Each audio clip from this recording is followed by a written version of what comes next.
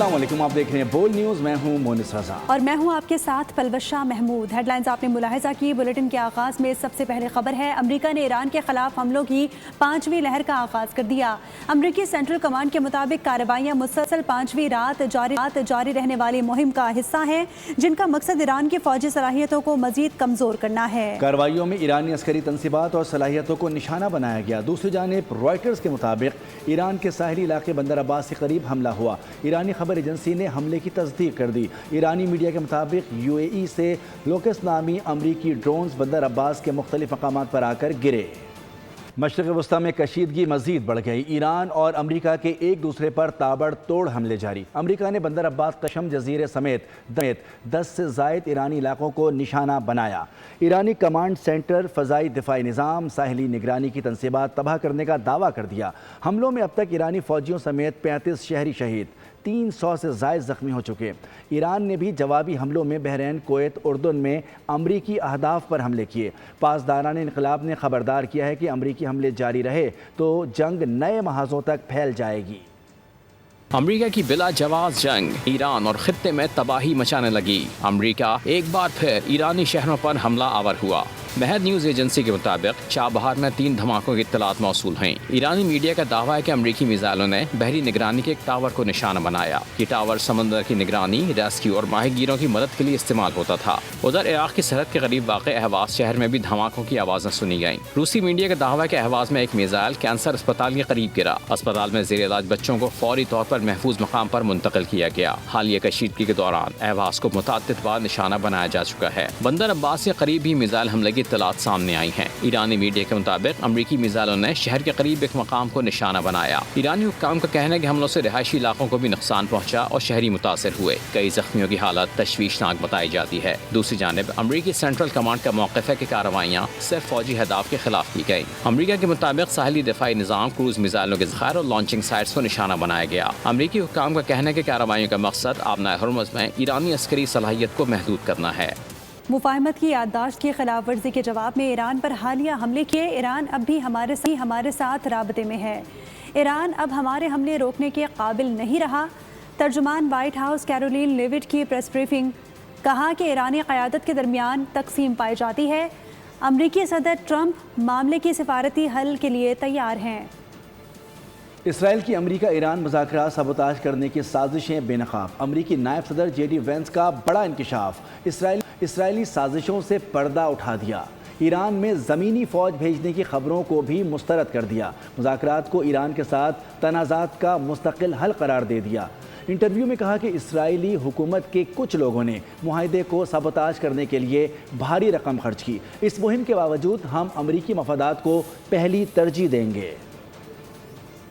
अमरीका ने ईरानी बिजली तंसीबात पर हमला किया तो बाबुल मंदब को बंद कर दिया जाएगा। ईरान ने अपने इत्तेहादी यमनी हौसियों को हिदायत जारी कर दी। रिपोर्ट में कहा कि ईरान की क़यादत ने बाबुल मंदब बंद करने की तजवीज़ पर गौर करना शुरू कर दिया है।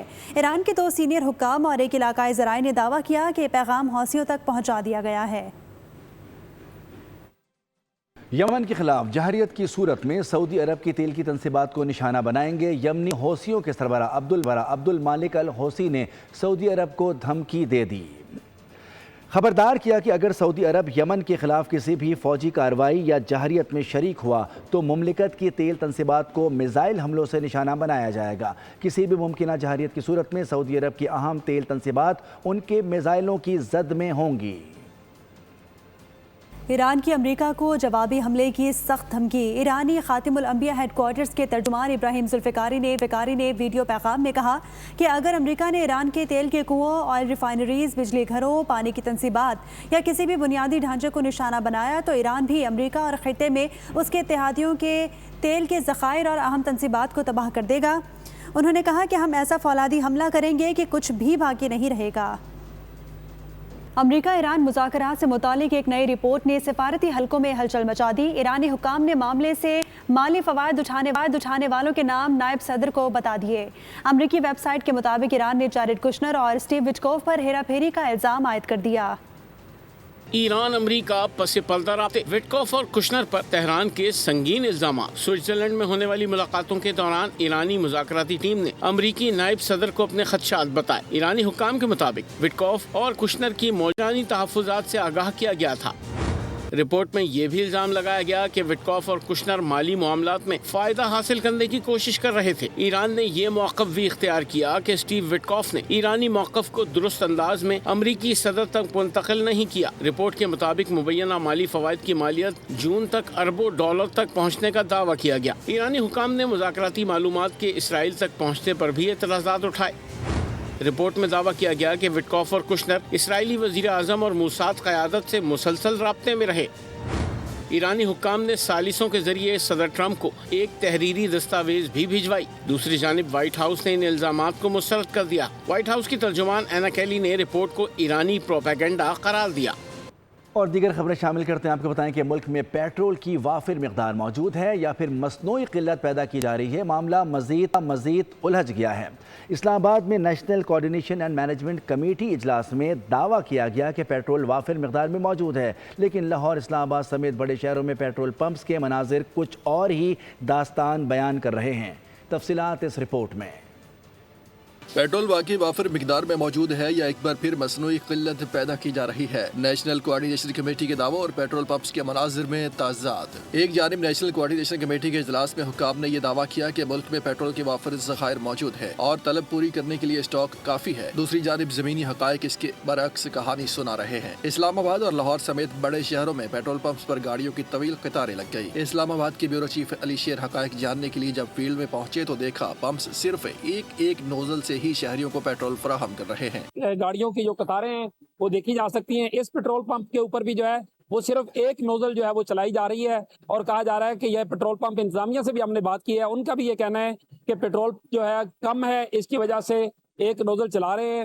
لاہور میں بھی صورتحال مختلف نہیں ہے۔ نمائندہ بولڈیوز جعفر بن یار پیٹرول پمپ پر پہنچے تو پیٹرولیم ایسوسی ایشن کے صدر نے ہولناک انکشاف کر دیے۔ کسٹم ڈیوٹی کا جو ایک کلیکشن کا میکانزم ہے وہ چینج ہوا ہے، اس کی وجہ سے جو ماچی کے ڈپو ہے اس کے اوپر جو سٹاک ریکنسلیشن ہو رہی ہے آئل ڈفرینٹ کمپنیز کی، اس کی وجہ سے سپلائی چین بڑی بری طرح سے متاثر ہو گئی ہے۔ ہماری جو کمپنی ہے اور دوسری دیگر کمپنی ہیں ان کے پاس پیٹرول تو موجود ہے لیکن ان کو سیل کرنے کی اجازت نہیں دی جا رہی۔ حکومت نے صوبائی انتظامیہ کو ذخیرہ اندوزی روکنے اور عوام کو بلا تعطل فراہمی یقینی بنانے کی ہدایت تو جاری کر دی، لیکن سوال یہ ہے کہ کیا یہ دعوے بحران کو ختم کرنے کے لیے کافی ہوں گے؟ راولپنڈی میں تھانہ پیر بدائی کی حدود میں خاتون کو حبس بیجا میں رکھنے کی ویڈیو سامنے آ گئی ہے۔ ویڈیو میں خاتون کو کرسی پر اپنا بیگ پکڑے دیکھا جا سکتا ہے اور خاتون کے پاؤں پر زنجیریں بھی لگی دیکھی جا سکتی ہیں۔ ویڈیو سامنے آنے پر سی پی او نے نوٹس لے لیا ہے۔ واقعے کا مقدمہ پیر بدائی تھانے میں درج کر لیا گیا۔ لاہور میں فیروزپور روڈ سروس روڈ پر بارش کے باعث سڑک بیٹھ گئی، 3 موٹر سائیکلیں گڑھے میں جا گریں۔ واقعے میں جانی نقصان یا زخمی ہونے کی اطلاعات نہیں ہے۔ پولیس نے موقع پر پہنچ کر متاثرہ مقام کو محفوظ بناتے ہوئے ٹریفک کی روانی بحال کر دی ہے۔ شہریوں کا کہنا ہے کہ سڑک کی مرمت کرائی جائے۔